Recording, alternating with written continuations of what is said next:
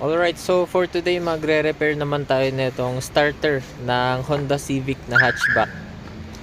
So tinest ko to kanina and nagredondo pa ng isang beses yung makina niya. Kaya akala namin lobat lang yung baterya. So yun, chinarge namin and nung i-start ko ulit kanina ayaw. As in walang wala na siyang feedback mula sa starter. So ito tetestingin natin para makita nyo.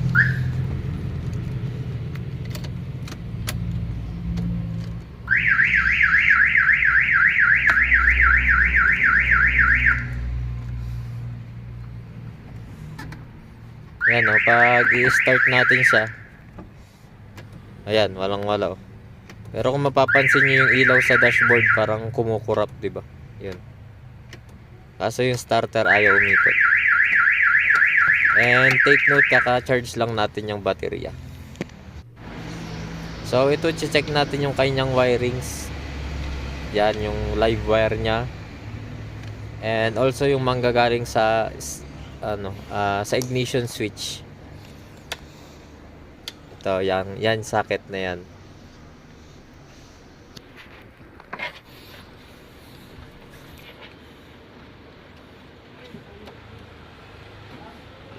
Sige, start. Patay. Sige, start. Oops. Sige, okay na. Okay na. So ayan, after ko i-check lahat ng wirings niya magmula dyan sa live wire and pati yung body ground pati sa ignition switch, nag-decide na akong ibaba yung kanyang starter kasi siguradong starter ang may sira dito. Although napakrank pa namin to ng isang beses kanina, umikot pa ng isang beses yung makina niya, tapos wala na yung kasunod. Kaya akala ko lobat lang. Nai-stuck din kasi itong sasakyan na to. So yan, tanggalin muna natin yung live wire and yung socket syempre na tinest natin kanina. Then after nyan yung dalawang bolts na nakamount sa starter papunta sa makina. Madali lang ibaba yung mga ganitong design ng na starter. Yan. Kasi hindi siya tukado and malaki yung space.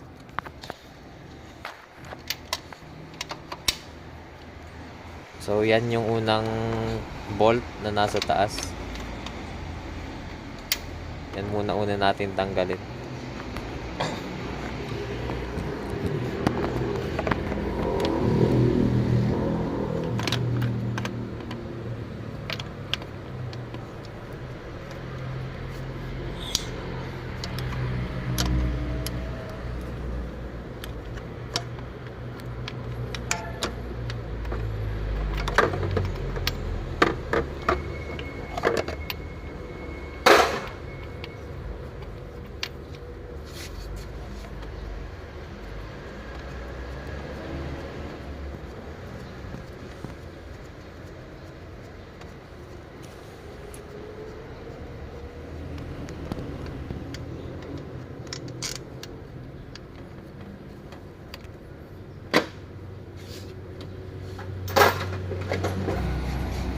And ayan naman yung isang tornilyo nya, isang bolt yung nasa baba. Yan.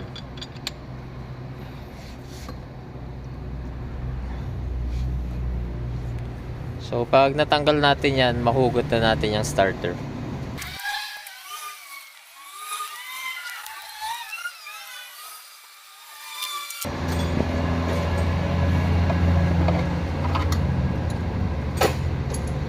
So ayan, natanggal na natin lahat ng tornilyo and yan, naibaba na natin yung kanyang starter. So pwede na nating ma-check up to. So after ko mabaklas yung kanyang starter, ito ang ginawa ko. Tinesting ko muna siyang paikutin dito sa baterya natin. So malakas din itong baterya natin. And ang napansin ko, mabagal pa rin siyang umikot. I mean mabagal siyang umikot. Ayan o, kita nyo. Hirap. So bubuksan natin to and check natin kung ano makita nating sira.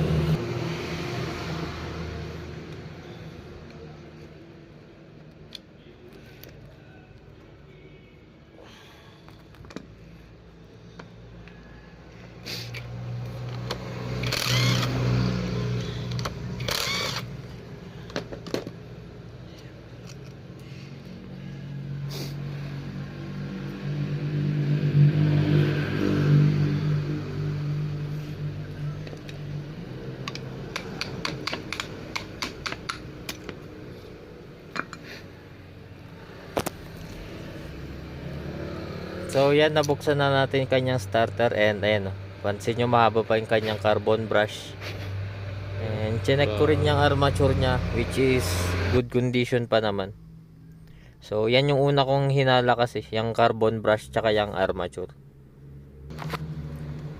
Kasi yan yung mga indication kung bakit ayaw umikot yung starter or kaya ano, hirap umikot. Yan. Pero ang nakita kong kanyang sira talaga itong bearing sa taas. Yan, yung bearing sa taas. Tignan nyo. Ayan, ayaw umikot. Bearing din ah. Bearing. Na bearing eh. Unlike yung bearing niya sa baba, umiikot. Umiikot na bearing. Ayaw umikot.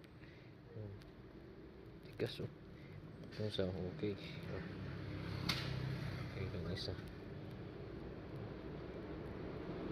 Itong isa. Ayaw.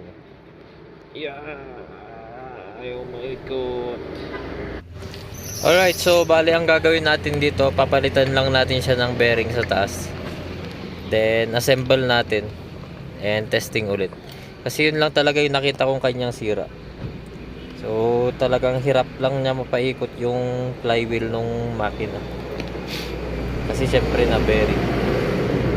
Ang tendency niyan kapag na bearing, sasayad-sayad lang. Hirap iikot.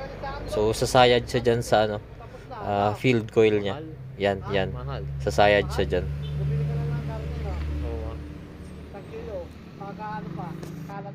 So ayan, napalitan na natin siya ng bearing and assemble na natin.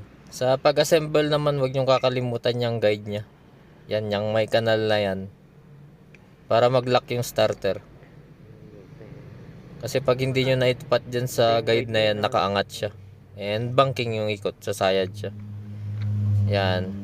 Yan o. So maglalak yan, hindi nyo siya magagalo. Yan o. O diba, pag nag-lock. And balik na rin natin tong kanyang carbon brush.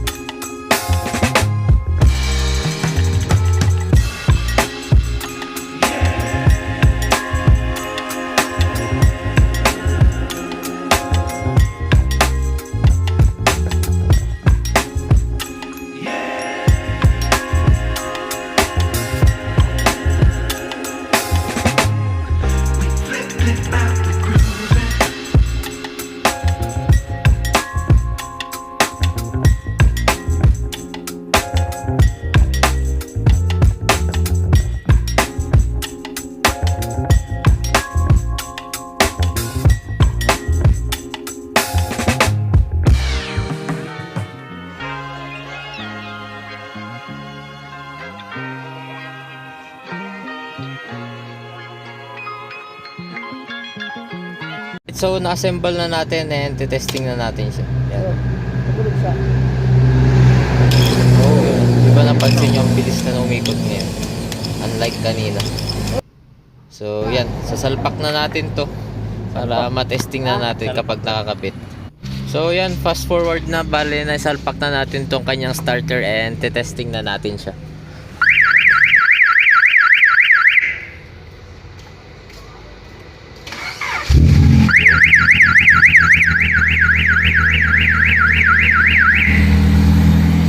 Isa pa.